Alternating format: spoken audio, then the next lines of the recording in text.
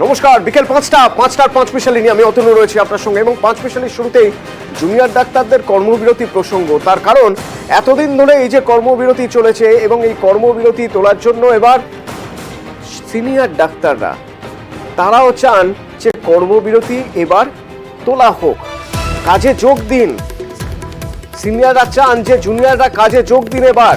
তার কারণ 5 দফা দাবির অধিকাংশই তো সরকার মেনেছে। একেবারে না হোক, ধাপে ধাপে কর্মবিরতি প্রত্যাহার করা হোক, বার্তা দিচ্ছেন সিনিয়র ডাক্তাররা। আন্দোলন প্রায় আজকে 41 দিনে পড়লো। প্রথম থেকেই আমরা সিনিয়র ডাক্তাররা সবাই কিন্তু এই জুনিয়রদের আন্দোলনের পাশে আছি। যখন অলরেডি একটা কথাবার্তা শুরু হয়েছে সরকারের সঙ্গে এবং অলরেডি 2টো মিটিং হয়েছে, কিছু রফাসূত্র বেরিয়েছে, কিছু ট্রান্সফার অলরেডি হয়েছে, তো সেখানে আন্দোলন নিশ্চয়ই চালিয়ে যাওয়া উচিত যতক্ষণ না সব ডিমান্ড মানা হচ্ছে। আন্দোলনকে আমরা পূর্ণ সমর্থন জানাই, সিনিয়ররা আন্দোলন চলুক, কিন্তু কর্মবিরতিটা হয়তো খানিকটা করে অল্প অল্প করে হলো, যেহেতু কিছু ডিমান্ডস মানা হয়েছে, অ্যাটলিস্ট এমার্জেন্সি সার্ভিস বা এগুলো যেখানে যেখানে জুনিয়র ডাক্তাররা জয়েন করতে পারলে একটু স্ট্রেনদেন হয় ব্যাপারটা। আন্দোলন আপনি একটা চালিয়ে যান এবং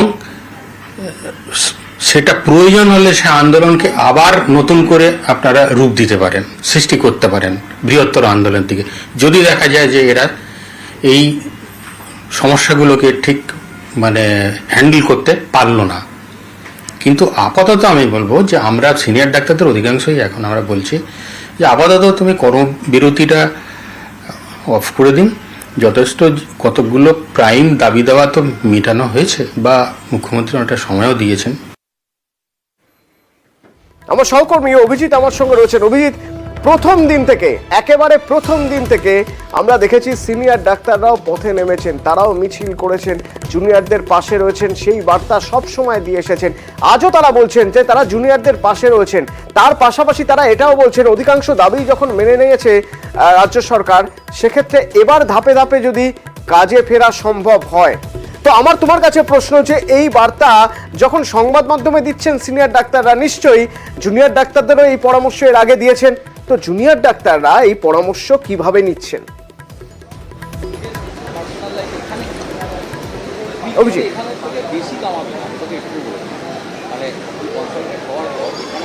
হ্যাঁ অতনু, আন্দোলনকারী জুনিয়র ডাক্তারদের বক্তব্য যে তারা গতকাল নবান্নে গিয়েছিলেন এবং মুখ্য সচিবের কাছে তারা তাদের যে বার্তা সম্বলিত সমস্ত কিছু পেশ করেছিলেন, কিন্তু তারপরে মিনিটসে সই করা হয়নি। এবং তারা যেটা তাদের বক্তব্য যে কলেজগুলোতে ফিরলে রাজ্যের বিভিন্ন সরকারি বেসরকারি মেডিকেল কলেজে এখনো যেভাবে থ্রেট কালচার চলছে, অর্থাৎ হুমকি সংস্কৃতি চলছে, সেই হুমকি সংস্কৃতির বিরুদ্ধে সরকারকে কিন্তু স্টেপস নিতে হবে। এবং একই সঙ্গে যে বিভিন্ন নিরাপত্তা সংক্রান্ত তাদের যে নিরাপত্তা সংক্রান্ত যে দাবি দেওয়াগুলো, সেই দাবি দেওয়াগুলো তারা লিপিবদ্ধ করেছেন এবং সেগুলোতে যদি ডাইরেক্টিভ আসে, তারা গতকাল গভীর রাতে মেলও করেছেন রাজ্যের মুখ্য সচিবকে। তবে এখনো পর্যন্ত সরকারের তরফ থেকে কোনো রিপ্লাই আসেনি এবং রিপ্লাই আসলেই সরকারের তরফ থেকে যদি কোনো সদর্থক রিপ্লাই অথবা ডিরেক্টিভ আসে, অর্থাৎ এই যে তাদের যে দাবি দেওয়াগুলো, সেই দাবি দেওয়াগুলো সরকার মেনে নিয়েছে, গতকালই সেটা তারা মৌখিকভাবে জানিয়েছিল, তবে সেটা যদি ডাইরেক্টিভ আকারে দেয় তবেই তারা আজকেই আলোচনা করে এই কর্মবিরতি কিন্তু প্রত্যাহার করবে, এমনটাই তারা জানাচ্ছেন। এবং তাদের বক্তব্য যে তারা তাদের যে পরিস্থিতি এই মুহূর্তে, তারা যদি কলেজগুলোতে ফেরেন, রাজ্যের বিভিন্ন কলেজগুলোতে এখনো এতদিনের আন্দোলনের পরেও এখনো এই থ্রেট কালচার চলছে। ফলে তাদের পক্ষে এই মুহূর্তে যে এই আন্দোলন থেকে সরে গিয়ে সরকার যদি কোনো রকম সদর্থক ইঙ্গিত না দেয়, তারা যদি ডাইরেক্টিভ না পাঠায়, তাদের পক্ষে এই মুহূর্তে আন্দোলন প্রত্যাহার করা সম্ভব না। তবে তারা বলছেন যে আন্দোলন তারা চালাবেন, সরকার যদি ডাইরেক্টিভ দেয় তারা আন্দোলন চালাবেন, প্রত্যেকে নিজের নিজের কলেজে গিয়ে, তবে অবশ্যই তারা ধাপে ধাপে কাজে যোগ দেবেন, সেটা অবশ্যই তারা করবেন। তবে সরকারের ডাইরেক্টিভটা আসার ওপরেই এই গোটা বিষয়টা। ধন্যবাদ অভিজিৎ, সঙ্গে থাকো। সুরক্ষিত এবং শান্তিপূর্ণ দুটোই কিন্তু খুব জরুরি। সেই শান্তিপূর্ণ পরিস্থিতিটা বজায় রাখার জন্য কিন্তু এই থ্রেট কালচারের কথাটা অ্যাড্রেস করা একটা লিখিত আশ্বাস হিসেবে আমাদের জন্য খুব প্রয়োজন। আমরা সম্পূর্ণভাবে সেই থ্রেট কালচারের যে ব্যাপারটা, যে ভয়াবহ একটা অবস্থা, সেইটা একটা লিখিত আশ্বাস পেলে আমরা অবশ্যই ফিরে যাওয়ার কথা ভেবে দেব। দাবি মিটলেই কাজে যোগ, দাবি মানার নির্দেশিকা যখনই আসবে তখনই কাজে ফেরা হবে। কাজে ফেরা নিয়ে জুনিয়র ডাক্তারদের মত এরকমই। আমি জানি না মানে এটা কি করে ব্যাপারটা ন্যারেটিভটা অন্যভাবে যাচ্ছে। আমরা কিন্তু কাজে ফিরতেই চাই, যে কোনো যদি একটা সঠিক জায়গায় যদি একটা কোনো ডিরেক্টিভস আসে এবং সম্পূর্ণ যদি যা যা আমরা বলেছিলাম সেগুলো, যেহেতু ওনারা মৌখিকভাবে উনি বলেছেন যে হ্যাঁ সবকটাই একদম ন্যায্যপূর্ণ এবং সবকটাই হচ্ছে মানে ওনারা মেনে নেবেন, তো সেটা যদি সত্যিকারেরই হয় এবং আমরা ডিরেক্টিভসের মাধ্যমে যদি সেটা অ্যাটলিস্ট পেয়ে যাই, তাহলে আমার মনে হয় তারপরে আমরা মিটিং করে তারপর আমরা কোনো একটা সিদ্ধান্ত অ্যাটলিস্ট যে কী করতে চাই এবং কী না করতে চাই অ্যাটলিস্ট একটা ডিরেক্টিভ অন্তত আপনাদেরও আমরা দিতে পারবো।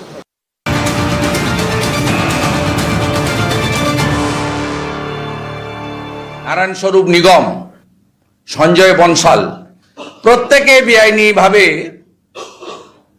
পবন ভালুকার রেফারেন্সে তারা প্রত্যেকে বেআইনি বেনামে সম্পত্তি সব করেছেন, যার সমস্ত তথ্য আমাদের হাতে ইতিমধ্যে এসছে। আমরা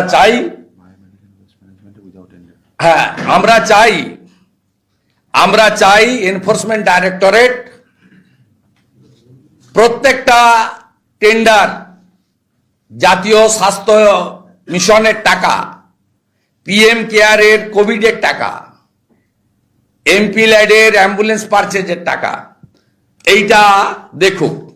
এই যে বহুল চর্চিত বায়োমেডিকেল ওয়েস্ট ট্রিটমেন্ট, আমি আপনাদেরকে 3টে ওয়ার্ক অর্ডারের কপি আজকে দেব।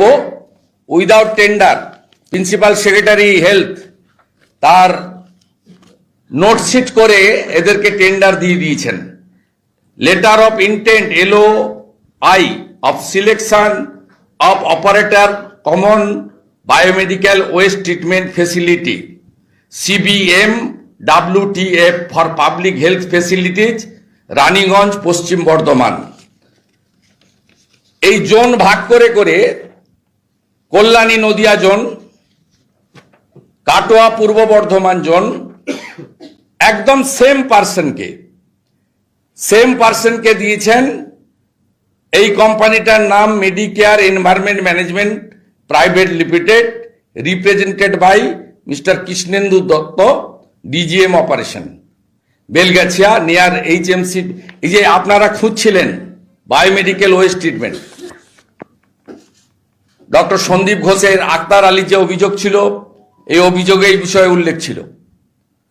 উইদাউট হ্যাভিং এনি টেন্ডার স্বাস্থ্য দপ্তর স্পেশাল নোটশিট করে এই ওয়ার্ক অর্ডারগুলো সমস্ত আপনার এই কোম্পানিগুলোকে তারা দিয়েছেন। আমি এই ওয়ার্ক অর্ডারের কপি আপনাদেরকে দিয়ে দিতে পারবো।